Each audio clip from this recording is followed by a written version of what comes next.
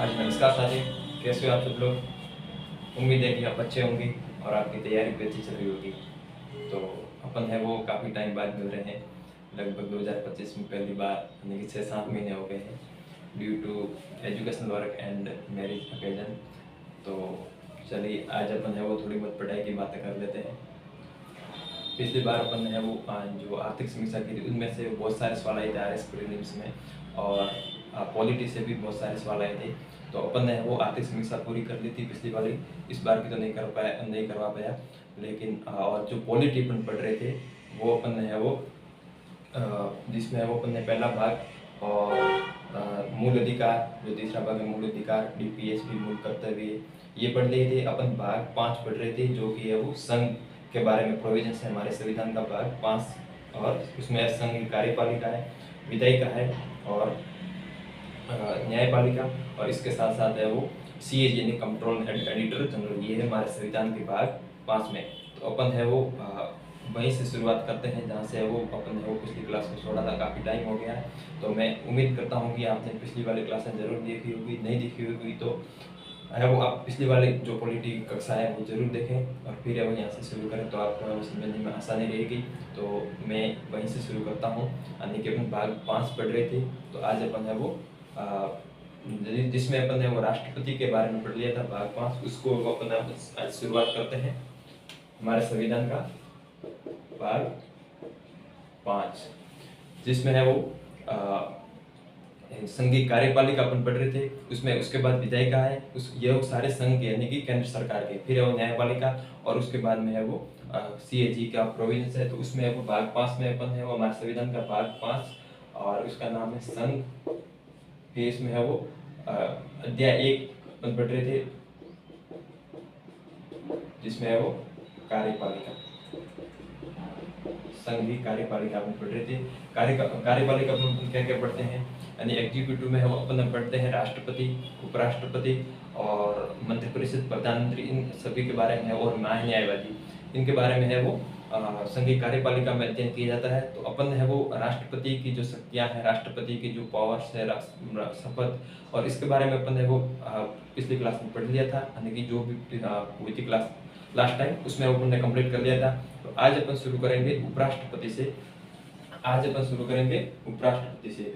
ये जो है वो आर्टिकल कहाँ से कहाँ तक है, भाग 5 है वो 52 से लगाकर 151 तक है। पूरा है वो भाग 5, आपने संविधान के भाग 5 आर्टिकल 52 से लगाकर 151 तक है। लगभग इसमें पूरे 100 आर्टिकल है, और जिसमें अपन है वो 52 से लगाकर 62 तक तो है वो राष्ट्रपति के बारे में प्रोविजन है, वो अपन है वो कंप्लीट कर लिया है। आज अपन उपराष्ट्रपति के बारे में पढ़ेंगे। उपराष्ट्रपति वो आर्टिकल है वो 63 से शुरू होता है उपराष्ट्रपति के बारे में। तो राष्ट्रपति, इसके बारे में थोड़ा इंट्रोडक्शन बता देते हैं, यानी कि राष्ट्रपति और उपराष्ट्रपति का वो पद वो हमारे संविधान में कहाँ से दिया गया है, तो वो अमेरिका के संविधान से लिया गया है। अमेरिका के संविधान से हमारे जो राष्ट्रपति और उपराष्ट्रपति का है वो जो पद है वो लिए गए हैं अमेरिका के संविधान से।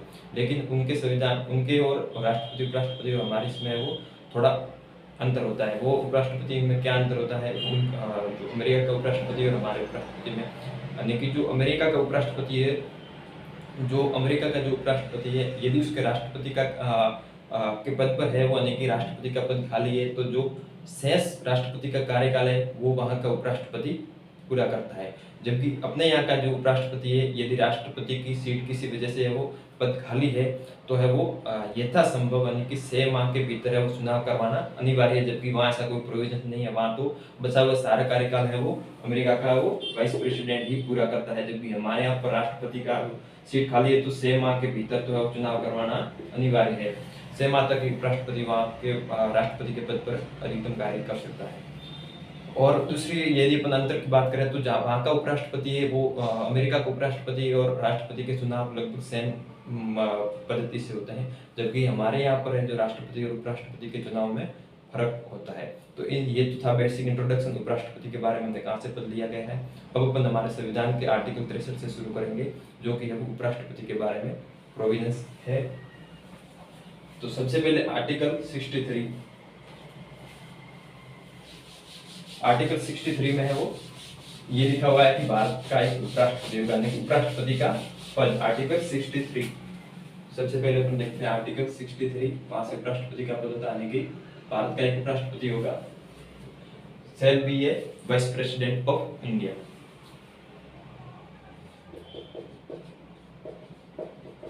एक उपराष्ट्रपति होगा, यानी कि उपराष्ट्रपति यदि राष्ट्रपति की पद है वो किसी वजह से खाली है या फिर वो त्याग पत्र दे दिया है, कोई भी कारण, तो उनकी जगह है वो उपराष्ट्रपति कार्य कर सकता है, इसलिए वो उपराष्ट्रपति का पद उन्होंने लिया है वहां से। और आर्टिकल 63 में वो भारत का एक उपराष्ट्रपति का ये देखो, there shall be a vice president of India, ये आर्टिकल 63 था, तो इसको जरूर ध्यान रखें। आप साथ साथ में इसको लिखते रहें और नोट्स बनाते रहें, साथ साथ में रिवीजन भी करते रहें, तभी ये वो स्टडी फ्रूटफुल होगी, वरना मेरे यहाँ पर केवल मेहनत करने से कुछ नहीं होगा जब तक आप सभी मेहनत नहीं करोगे। तो आर्टिकल 63 में भारत का एक उपराष्ट्रपति होगा। फिर आर्टिकल 64, ये अपन पढ़ रहे हैं संविधान का भाग 5 संघ सरकार की कार्यपालिका के बारे में। आर्टिकल 64 में है वो दे रखा है, अब उपराष्ट्रपति पद हो गया, अब है वो उपराष्ट्रपति है वो जो कि राज्यसभा का पद सभापति होता है।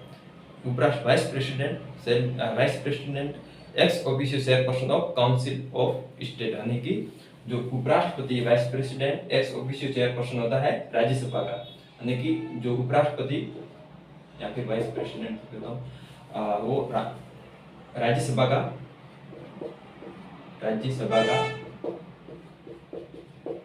पदेन सभापति होना, पदेन सभापति होता है। जो उपराष्ट्रपति है वो जो राज्यसभा का पद सभापति होता है, यानी कि वो राज्यसभा के सभापति की भी भूमिका निभाता है हमारा उपराष्ट्रपति। और जो वेतन भत्ते मिलते हैं वो है वो उपराष्ट्रपति को राज्यसभा के जो सभापति के तहत ही मिलते हैं, और 97 के तहत जो मिलते हैं इसमें वो 97 के तहत राज्यसभा के उपसभापति को वेतन भत्ते मिलते हैं। तो जो वाइस प्रेसिडेंट रहता है वो एक्स ऑफिशियो चेयरपर्सन होता है काउंसिल ऑफ स्टेट का, यानी कि उपराष्ट्रपति राज्यसभा का पद सभापति होता है। और लेकिन ये एक बात जरूर ध्यान रखना, वो राज्यसभा का सदस्य नहीं होता है, फिर भी राज्यसभा का पद सभापति होता है। तो ये जरूर ध्यान रखें, राज्यसभा जो है वो उपराष्ट्रपति है वो यहाँ जो राज्यसभा का उपराष्ट्रपति जो राज्यसभा का सदस्य नहीं होता, इसको जरूर ध्यान में रखें।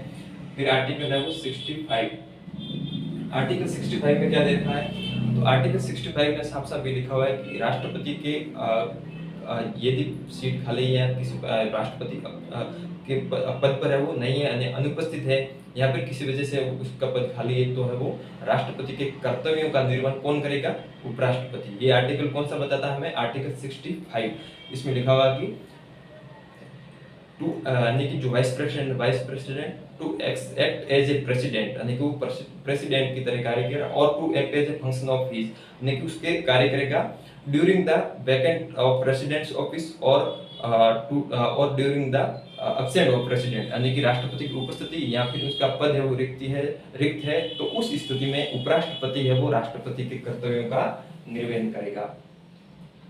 राष्ट्रपति के पद की रिक्त या अनुपस्थिति में है वो कौन कार्य करेगा, राष्ट्रपति के पदों का कर्तव्यों का निर्वहन कौन करेगा, वाइस प्रेसिडेंट। कर्तव्यों का निर्वहन है वो वाइस प्रेसिडेंट के द्वारा किया जाएगा। और जब राष्ट्रपति के पद के कर्तव्यों का निर्वहन करा तो सारी शक्तियां, विशेष अधिकार जो राष्ट्रपति को मिलते हैं वो है वो वाइस प्रेसिडेंट को भी मिलेंगे। और एक बात जरूर ध्यान रखना, जब है वो वाइस प्रेसिडेंट यानी उपराष्ट्रपति राष्ट्रपति के पद के कर्तव्यों का पालन कर रहा होता है, तब है वो ये सभापति की भूमिका नहीं निभाता, यानी कि इनको है वो फिर है वो राष्ट्रपति के जो वेतन भत्ते हैं और अलाउंस से सारे के सारे वो मिलते हैं। सभापति के वो जब ये राष्ट्रपति के तौर पर कार्य करता होता है, तब ये सभापति के रूप में भूमिका नहीं निभाता है। और इसको है वो वेतन भत्ते भी 97 के अनुच्छेद के तहत है वो जो सभापति को वेतन मिलते हैं वो भी इनको है वो नहीं मिलते हैं। इनको जो राष्ट्रपति के वेतन मिलते हैं वो मिलते हैं। यानी कि कहने की साफ बात यह है कि जब ये वो राष्ट्रपति के पद के कर्तव्यों का पालन करना होता है, तब ये सभापति की भूमिका नहीं निभाता। ठीक है। और 97 के जरिए जो सभापति को जो वेतन भत्ते मिलते हैं वो भी जब ये राष्ट्रपति के रूप में कार्य कर रहा होता है तो इसको नहीं मिलते हैं। फिर अब आर्टिकल 66 में क्या दे रखा है, आर्टिकल 66 में वो अब है वो राष्ट्रपति के पद पर रिक्त अनुपस्थिति में, अब इसका वो आर्टिकल जो 66 है इसमें है वो उपराष्ट्रपति के निर्वाचन के बारे में प्रोविजन है और इनकी क्या क्वालिफिकेशन होगी यानी योग्यता क्या होगी इसके बारे में वो प्रोविजन है, यानी कि योग्यता और निर्वाचन 66 तो योग्यता और निर्वाचन, तो ऐसे ध्यान रखना आर्टिकल 66 में योग्यता है और निर्वाचन है। योग्यता में क्या है, 4 योग्यता दे रखी है राष्ट्रपति की, जो उपराष्ट्रपति की 4 योग्यता कौन कौन सी है। अपन बात करें सबसे पहले तो जो सामान्य सी बात है कि वो क्या कहा नागरिक कहाँ का होना चाहिए, भारत का नागरिक होना चाहिए।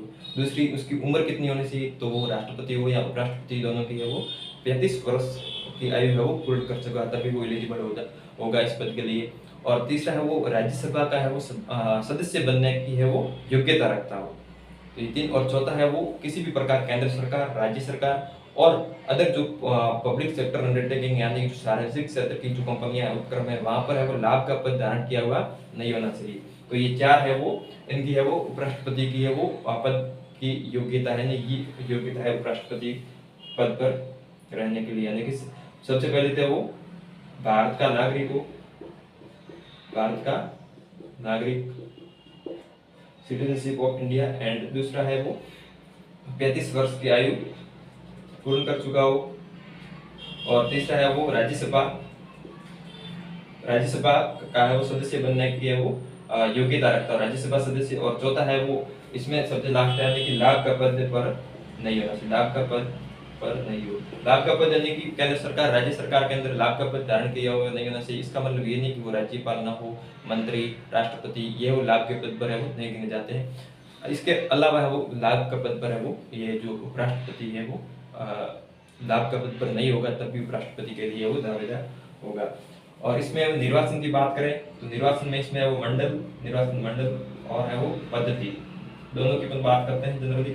तो उपराष्ट्रपति का वो जो निर्वाचन मंडल यानी कि उपराष्ट्रपति को है वो वोटिंग कौन कर सकता है, निर्वाचन मंडल में कौन होता है, तो इसका वो निर्वाचन जैसे मैंने पहले बताया अमेरिका के उपराष्ट्रपति और हमारे उपराष्ट्रपति में निर्वाचन में भिन्नता है, और हमारे राष्ट्रपति और उपराष्ट्रपति के निर्वाचन में भी भिन्नता है। कैसे, यानी कि राष्ट्रपति अपने जो राष्ट्रपति है वहां पर है वो एमएलए सारे वोट देते हैं, और जो पद्धति है वो तो सेम होती है। और अपनी बात करें उपराष्ट्रपति की जो निर्वाचन मंडल है उनमें कौन कौन होगा, तो उपराष्ट्रपति का जो निर्वाचन मंडल होता है इसमें है वो यानी कि कौन कौन वोटिंग कर सकता है, तो है वो सारे सांसद कहते हैं यहाँ सभी लोकसभा और राज्यसभा के सभी निर्वाचित और मनोनीत दोनों के सभी सदस्य, जिसमें इलेक्टेड भी हो गए और नॉमिनेटेड भी हो गए, निर्वाचित भी हो गए और मनोनीत भी हो गए, सभी सदस्य है वो उपराष्ट्रपति के चुनाव में भाग लेते हैं। और मतदान है वो गुप्त मतदान होता है। ये उपराष्ट्रपति का चुनाव की जो है वो प्रक्रिया गुप्त मतदान होता है और सभी सांसद है वो इसमें भाग लेते हैं, मनोनीत और इलेक्टेड दोनों, जबकि राष्ट्रपति के चुनाव में केवल है वो जो है वो निर्वाचित सदस्य ही भाग लेते हैं। और अपन बात करें इसके जो एक बात जरूर ध्यान रखना कि एमएलए है वो उपराष्ट्रपति के चुनाव में भाग नहीं लेते हैं, क्योंकि एमएलए तो बनाते हैं राज्यसभा के सदस्य, यानी कि एमएलए राज्यसभा के सदस्यों का चुनाव करते हैं, और राज्यसभा के सदस्य है वो उपराष्ट्रपति वाइस प्रेसिडेंट, जिसमें राज्यसभा और लोकसभा दोनों आते हैं। तो ये है वो ये इनको वोटिंग करते हैं और ये इनको करते, डायरेक्ट ये इनको वोटिंग नहीं करते, इसका जरूर ध्यान रखना। एमएलए वो उपराष्ट्रपति के चुनाव में भाग नहीं लेते। अब बात करें पद्धति की, तो पद्धति तो सेम है राष्ट्रपति के चुनाव की और उपराष्ट्रपति के चुनाव की सेम पद्धति, यानी कि proportional representative system by the mean of single transferable vote, यानी कि एकल संक्रमणीय मत, समानुपातिक या फिर आनुपातिक प्रतिनिधित्व प्रणाली, जिसमें एकल संक्रमणीय मत द्वारा है वो इनका है वो गुप्त मतदान के द्वारा उपराष्ट्रपति को है वो चुना जाता है। तो ये बात अपने की आर्टिकल 66 के जरिए है वो योग्यता और निर्वाचन, कैसे निर्वाचन होता है, क्या क्या क्वालिफिकेशन होती है। इसके बाद अपन बात करेंगे आर्टिकल 68।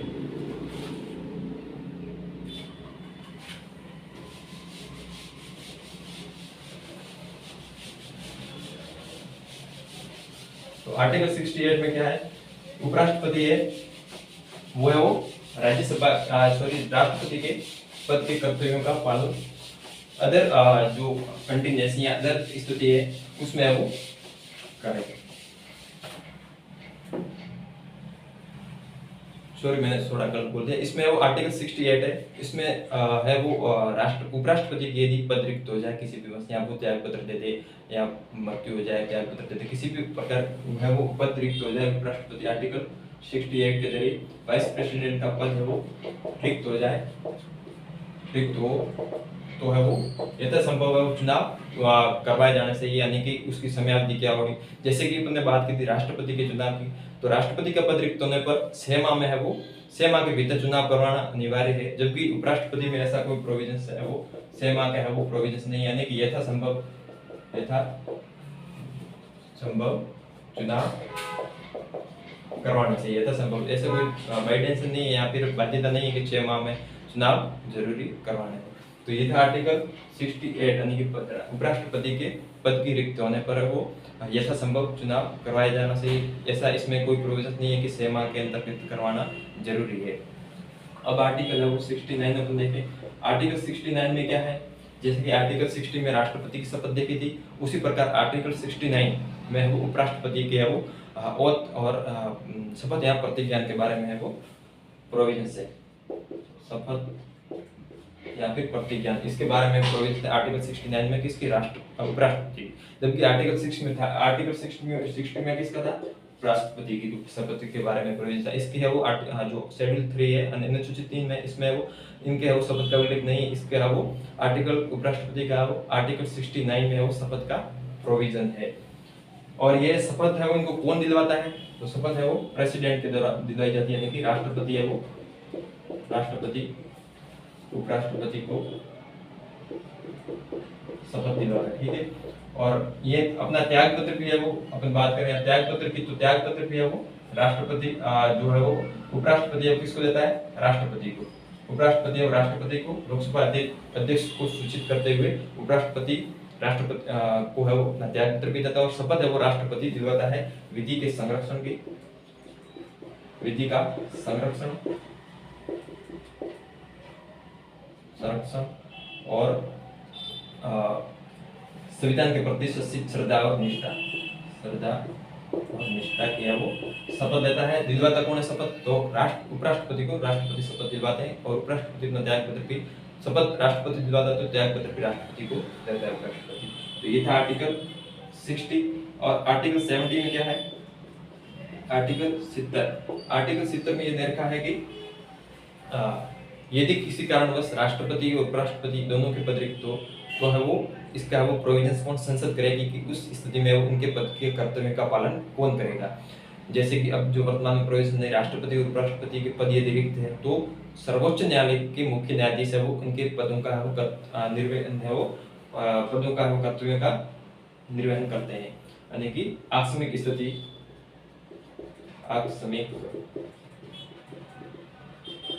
में राष्ट्रपति और उपराष्ट्रपति के पदों की है वो राष्ट्रपति और उपराष्ट्रपति के पदों का निर्वहन कौन करता है, तो है वो चीफ जस्टिस ऑफ इंडिया, या फिर ये न तो फिर वरिष्ठतम न्यायाधीश है वो, सुप्रीम कोर्ट का वरिष्ठतम न्यायाधीश है वो राष्ट्रपति या उपराष्ट्रपति के पद के है वो जो है वो इनकी उपस्थिति में है वो इनके कर्तव्य का पालन करता है। तो ये था आर्टिकल 70। अब हम बात करें कि आर्टिकल जो 71 है इसमें भी है वो जो न्यायपालिका है, तो इसको याद रखने का आसान तरीका है, जैसे आर्टिकल 70 और 71 दोनों में है वो न्यायपालिका की भूमिका। इसमें तो दोनों पद रिक्त होने पर है वो सर्वोच्च न्यायालय के जो न्यायाधीश होते हैं, मुख्य न्यायाधीश या वरिष्ठतम न्यायाधीश, वो है वो इनका है वो पद के कर्तव्यों का पालन करते हैं। और आर्टिकल 71 यानी कि 71 दोनों है वो न्यायपालिका में, इसमें है वो इनका है वो थोड़ा थोड़ा हस्तक्षेप है, यानी कि राष्ट्रपति और उपराष्ट्रपति, राष्ट्रपति और उपराष्ट्रपति के चुनाव विवाद है वो चुनाव विवाद कौन देखेगा, केवल सुप्रीम कोर्ट। ये अधिकारिता ओनली फॉर सुप्रीम कोर्ट को ही, यानी कि भारत के उच्चतम न्यायालय ही राष्ट्रपति और उपराष्ट्रपति के चुनाव के संबंध जो विवाद होते हैं उनको देखते हैं। और एक बात जरूर ध्यान रखें, इनके जो उपराष्ट्रपति का जो है वो चुनाव है, इसमें यदि कोई मान लीजिए जो इसमें एमपी है वो यदि कोई अनुपस्थित हो तो इस आधार पर इनका है वो चुनाव इनवैलिड नहीं घोषित किया जा सकता कि है वो इनमें है वो सारे के सारे एमपी उपस्थित नहीं थे। इन आधार पर है वो जो इनका जो है वो चुनाव है वो अयोग्य घोषित नहीं किया जा सकता। और जब एक बात जरूर ध्यान रखें, जब ये राष्ट्रपति के कार्य कर्तव्य का पालन कर रहा होता है तब है वो सारी की सारी शक्तियां भी है वो राष्ट्रपति की जैसी होती है इनके पास। और है वो इसमें 71 के जरिए एक और बात ध्यान रखें कि यानी कि यदि राष्ट्रपति या उपराष्ट्रपति का चुनाव हो जाए फिर वो अपने कार्य करे और उसके बाद यदि पता चले कि या फिर जो सुप्रीम कोर्ट है वो अवैध घोषित कर दे चुनाव को बाद में, तो जो पहले जो कार्य किए गए हैं वो कार्य यथावत अवैध यहाँ चुनाव अवैध घोषित होने के जो पहले कार्य किए हैं वो है वो यथावत रहेंगी। पहले कार्य वो है वो भी है वो डिस्क्वालीफाई नहीं होंगे, वो है वो यथावत रहेंगे। तो इसका जरूर ध्यान रखें आर्टिकल 71। और आर्टिकल 72 में तो अपन देख ही लिया। आर्टिकल 72 में राष्ट्रपति की क्या समाधान शक्तियां हैं, यानी कि लघुकरण, प्रविलंब और क्षमा, ये जो राष्ट्रपति की समाधान शक्तियां हैं वो है वो आर्टिकल 72 में है। जरूर ध्यान रखें इसको भी। आर्टिकल 72 में क्या है, राष्ट्रपति की समाधान शक्तियां।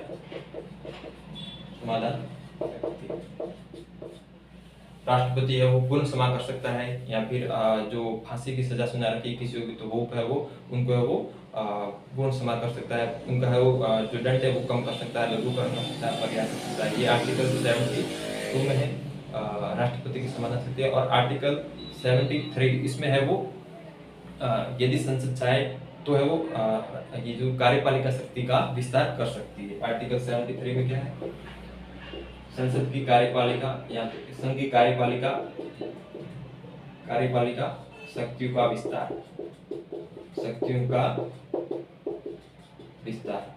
ऐसा कौन कर सकता है, केवल संसद यदि चाहे तो जिस पर है वो विधि बनाने का विधायिका को अधिकार हो, जिस सब्जेक्ट जिस विषय पर तो है वो है वो उचित समझे तो संघ की कार्यपालिका शक्तियों में विस्तार कर सकती है। लेकिन ये अधिकार केवल है वो संसद को। इनको कितना अधिकार देना है और देने कि देने कार्यपालिका को तो ये वो संसद तय करती है। तो आज हमने उपराष्ट्रपति, अब इसके बारे में इसके बाकी तो जो है आर्टिकल 74 है वो मंत्रिपरिषद के बारे में।